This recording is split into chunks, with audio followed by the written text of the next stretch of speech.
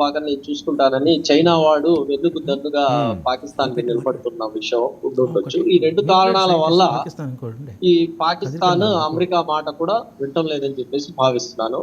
అయితే అంతిమంగా నష్టపోయేది మటుకు ఈ యుద్ధంలో, ఈ దాడుల్లో అంతిమంగా నష్టపోయేది పాకిస్తానే. రానున్న రోజుల్లో పాకిస్తాన్ 3 భాగాలుగా విడిపోయే, 3 దేశాలుగా విడిపోయే పరిస్థితులు స్పష్టంగా కనపడుతున్నాయి. బెలూచిస్తాన్ కానివ్వండి, అక్కడ గిల్గిస్తాన్ పాకిస్తాన్ కాదండి, పాకిస్తాన్ కాదు, ఫస్ట్ గిల్గిస్తాన్ 3 గిల్గిట్ బాల్టిస్తాన్, గిల్గిస్తాన్ కాదు, గిల్గిట్ బాల్టిస్తాన్ పిఓకే మనది కాశ్మీర్ భారతదేశంలో భాగం. దాన్ని మళ్ళీ పాకిస్తాన్ అనకూడదు. అప్పుడు భారతదేశ భూభాగం గిల్గిట్ బాల్టిస్తాన్. పిఓకేకి ఎలక్షన్ నోటిఫికేషన్ కూడా ఇస్తారు, చూసుకోండి కావాలంటే. పిఓకే గురించి నేను మాట్లాడుతుంది బెలూచిస్తాన్ గురించి. అలానే బెలూచిస్తాన్ గురించి తర్వాత ఈ పఠాన్స్ ఎక్కువగా ఉన్నది అక్కడ ఏరియా ఉంది, ఖైబర్ పఖ్తూన్ఖ్వా. అక్కడ కూడా ఇలా వేర్పాటువాదానికి సంబంధించినవి జరుగుతున్నాయి. కాబట్టి రానున్న రోజుల్లో పాకిస్తాన్ 3 భాగాలుగా, 3 దేశాలుగా విడిపోయే పరిస్థితి ఖచ్చితంగా కనబడుతుంది. భారతదేశం సహాయం తీసుకోవడం, బంగ్లాదేశ్ భారతదేశ సహాయం తీసుకోబట్టే ప్రపంచంలో ఒక మంచి జీడిపిని, అత్యద్భుతమైన అభివృద్ధిని సాధించింది. కానీ అదే బంగ్లాదేశ్ మనకు రివర్స్ అయింది. ఇప్పుడు అదే బంగ్లాదేశ్ చూడండి, వాళ్ళ నేచరు అదే బంగ్లాదేశ్ మనకు రివర్స్ అయింది. అంటే బషీర్ గారు మీరే మాట్లాడారు. నిన్న ఒక ఇమేజ్ మీరు చూసారో లేదో, ఇండియన్ ఫ్లాగ్ ని నేల మీద పెట్టి తొక్కుకుంటూ వెళ్తున్నారు బంగ్లాదేశ్ లో. ఇండియన్ ఫ్లాగ్ ని వాళ్ళు బతికింది మనతో తొక్కుకుంటూ వెళ్తున్నారు. హసీనా ప్రధానమంత్రిగా ఉన్నన్ని నాళ్లు భారతదేశ సహాయక సహకారాలతో బాగుపడింది, వాళ్ళ దేశం బాగుపడింది. నేను అనేది ఏంటంటే పాకిస్తాన్ కూడా బంగ్లాదేశ్ అడుగుజాడల్లో నడిచి భారతదేశ సహాయ సహకారాలు తీసుకుని, భారత ఉపఖండంలో భారతదేశం పెద్దన్న. బషీర్ గారు, సార్క్ నేషన్స్ లో భారతదేశానికి వీటో పవర్ ఉన్నంత కాలం వీళ్ళందరూ మూసుకుని కూర్చుని ఉండేవారు. ఇది ఎప్పుడైతే సార్క్ నేషన్ డిస్బాండ్ అయిందో అప్పటి నుంచి దరిద్రం స్టార్ట్ అయింది. భారతదేశం అనేది పెద్దన్న. ఇటు శ్రీలంకకు కానివ్వండి, పాకిస్తాన్కి కానివ్వండి, బంగ్లాదేశ్కి కానివ్వండి, నేపాల్కి కానివ్వండి, ప్రతి విషయంలో మన మీద వాళ్ళు ఆధారపడి ఉండేవాళ్ళు.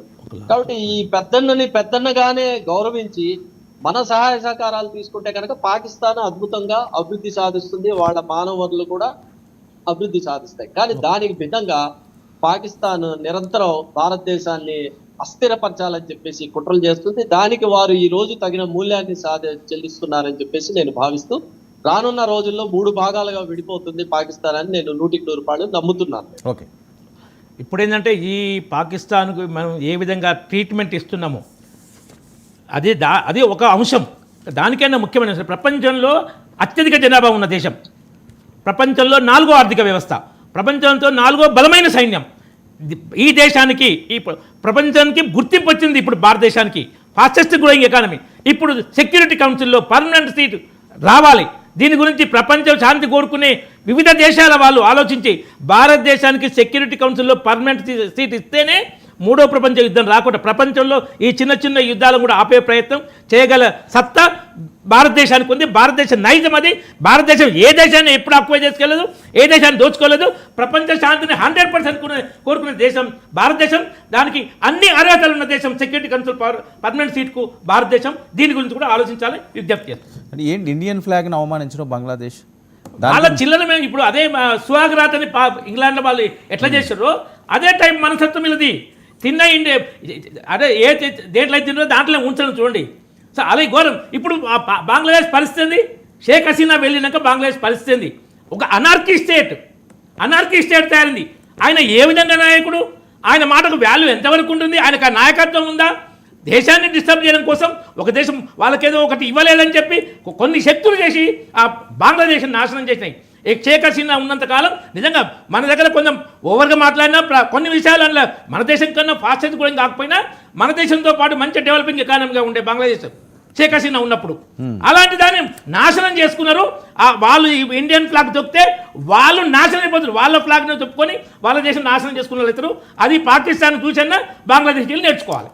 అందుకన్నా ఇక్కడ మన ఎక్కడో భారతదేశంలో పాకిస్తాన్ ఫ్లాగ్ వేసి తొక్కుతుంటే పోలీస్ సోదరులు మన తెలంగాణ ఓల్డ్ సిటీలోనే. ఇది మనం ప్రైడ్ ఆఫ్ రెస్పెక్ట్ స్టేట్కి నేషన్కి ఇచ్చే గౌరవం భారతదేశం. అదే వేరే దేశం మన దేశ ఫ్లాగ్ అలా అవమానిస్తుంటే అది ప్రైడ్ కాదండి, ఆ తప్పు పోలీసులు. వెంటనే ఒక పౌరుడు ధైర్యంగా పోలీసు నడితే అక్కడి నుంచి నోరు మూసుకొని వెళ్ళిపోయిన పోలీస్ ఆయన చేసిన తప్పు కాదు. ఒక పౌరుడు ఖచ్చితంగా పోలీసులకు వచ్చి నువ్వు ఎందుకు తీస్తున్నావంటే నోరు మూసుకొని వెళ్ళిపోయింది ఆ పోలీస్ ఆయన. అలా కాదు. ఫస్ట్ ఆఫ్ ఆల్ ఇప్పుడు మనం మనతో యుద్ధం చేసిన దేశం, దానికి ఇప్పుడు ఇంకా నో ఎక్స్క్యూజెస్. కాదు ఏదైనా సరే వాళ్ళ దేశ ఫ్లాగ్ అని ఎవరైనా వాళ్ళు మనం అవమానించట్లేదు. ఫ్లాగ్ అన్నది వాళ్ళ ప్రైడ్. అది ఆ ప్రైడ్ని మనం ఎప్పుడైతే కాపాడుతామో అది ఖచ్చితంగా మన దేశానికి ఆ విధమైన అవమానం జరిగినప్పుడు మనం ఎలా బాధపడుతున్నాం. నేను ఈ సందర్భంగా ఒక విషయాన్ని గుర్తు చేస్తున్నాను. చెప్పండి. పాకిస్తాన్ ఫ్లాగ్ అని చెప్పేసి చాలా మంది తెలియక సౌదీ అరేబియాకి సంబంధించిన ఫ్లాగ్ ను కూడా తొక్కుతున్నారు. సౌదీ అరేబియా ఫ్లాగ్ మీద ఈ ఖురాన్ కి సంబంధించిన కొన్ని సూక్తులు ఉంటాయి. అదే చెప్తున్నాను అది సార్. సౌదీ అరేబియా అది కూడా దేశం మనకు తెలుసుకోవాలి. Saudi Arabia. Saudi Arabia flag ఏది, పాకిస్తాన్ ఫ్లాగ్ ఏది అనేది కూడా తెలుసుకోవాలి. ఓవరాల్ గా ఓకే, అది correct, that is correct. మనం చిన్నపిల్లలం కాదు. అంటే కాదు. సౌదీ అరేబియాతో వీళ్ళతో కూడా మనకు ప్రాబ్లమ్స్. సౌదీ అరేబియా ఈ రోజు మనతో పాటు బషీర్ గారు, ఇప్పుడు మనతోనే ఉంది. ఈ బషీర్ గారు, విషయాన్ని కూడా గమనించాలి. నేను బషీర్ గారు, విజ్ఞప్తి చేస్తున్నా, బషీర్ గారు, ఓకే అది ఓకే. బంగ్లాదేశ్ అయితే మా వాళ్ళ విజువల్ కూడా చూపిస్తున్నారు. బంగ్లాదేశ్ తొక్కుంటూ వెళ్ళినట్టే మీరు చూసే ఉంటారు. నేను చెప్తున్నా అదే సార్. అది ఎట్టి అలాంటి పరిస్థితుల్లో చర్యలు accept ఆ విజువల్ చూడండి. అది ఆ విజువల్ చూడండి. బంగ్లాదేశ్ ప్రభుత్వం దాని మీద చర్యలు అది తీసుకోవాలి. కూడా సౌదీ అరేబియా ఫ్లాగ్ విశ్వవిద్యాలయంలో. పాకిస్తాన్ ఫ్లాగ్ లాగా ఉండదు సార్, టోటల్ గ్రీన్. సౌదీ దాని మీద చాంద్ బొమ్మ లేదు. ఇది Saudi Arabia flag. Pakistan flag వేరు, సౌదీ అరేబియా ఫ్లాగ్ వేరు. అది సౌదీ అరేబియా ఫ్లాగ్ ఒక్క నిమిషం అండి, ఒక్క నిమిషం. బషీర్ గారు ఒక్క నిమిషం. అది సింగిల్ ఫ్రేమ్ ఇవ్వండి పీసీఆర్ ఆ ఇమేజ్.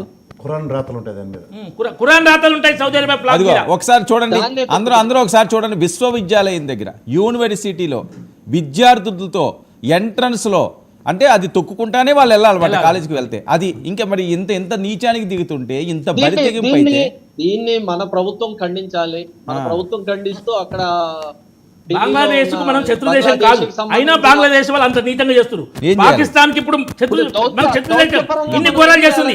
మనం పాకిస్తాన్ ఫ్లాగ్ ఎందుకు చేయకుండా అక్కడ నో మెర్సీ.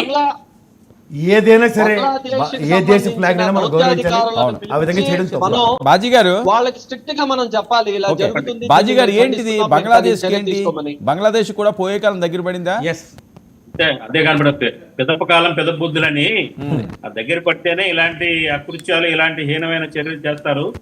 అది ఏదైతే హసీనాని మనం మన దగ్గర ఆశ్రయించామని చెప్పేసి అంతకు ముందున్న సంబంధాలు కొంచెం బంగ్లాదేశ్ కి ఇండియాకి ఉన్న సంబంధాలు ప్రభుత్వం పడిపోయిన తర్వాత కొద్దిగా సన్నగిలిన మాట.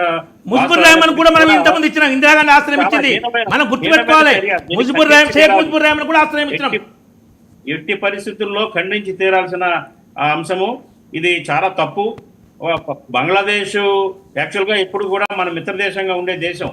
అక్కడ పౌరులు కూడా చాలా భారతదేశం పట్ల విధేయతగా హ్యాపీగా చొరబడుతూ ఉంటారు కూడా. ఉండే మనస్తత్వం ఏంటంటే, కాకపోతే ఈ మధ్య కాలంలో మారిన రాజకీయ పరిణామాల నేపథ్యంలో కొంత వైషమ్యాలు కూడా స్టార్ట్ అయిపోయినాయి బంగ్లాదేశ్ లో కూడా.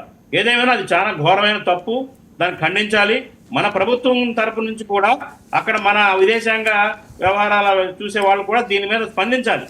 పోయే కాలం దాపురించిన తర్వాత అన్నట్లుంది బంగ్లాదేశ్ పరిస్థితి, వాళ్ళ తీరు. ఇండియన్ ఎంబసీ దీని మీద స్పందించాలి, తగిన చర్యలు తీసుకోవడానికి ఉపక్రమించాలనేది నా ఉద్దేశం. అలాగే నేను చివరగా ఒకటే చెప్తున్నాను, ఇది ఏదైతే పాకిస్తాన్ మీద భారత్ చేసిన దాడులు కానివ్వండి, అటాక్స్ కానివ్వండి, ఈ యుద్ధం కానివ్వండి, ఒక చారిత్రాత్మకం, చరిత్రలో మరవలేని ఒక యుద్ధం. ఈ చరిత్రాత్మకమైన యుద్ధంలో అమరుడైన మన సత్యసాయి జిల్లాకు చెందిన మురళీ నాయక్ మనం జేజేలు పలుకుదాం, సాల్యూట్ చేద్దాం.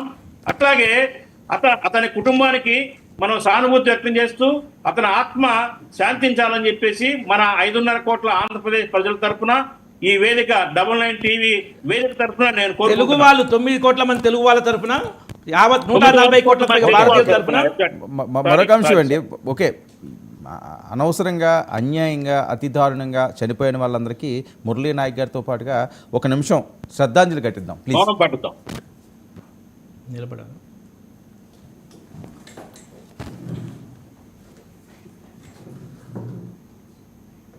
Please stand.